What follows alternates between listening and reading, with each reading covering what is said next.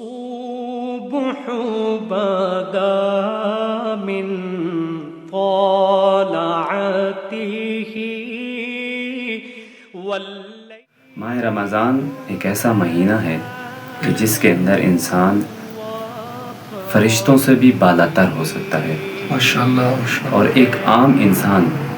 کہ خداوند تبارک و تعالیٰ نے ماہ رمضان کے اندر انسان کے لیے ایک ایسا موقع فراہم کیا ہے کہ جو ایک عام مومن ہے، عام مسلمان ہے، وہ فرشتہ بن سکتا ہے، کہ جس طرح رسول خدا صلی اللہ علیہ وسلم نے فرمایا ہے کہ نوم الصائم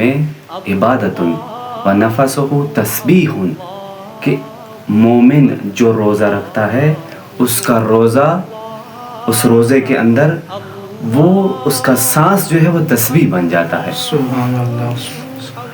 اس کا سونا عبادت بن جاتا ہے۔ تو آپ دیکھیں فرشتوں کی غذا کیا ہے،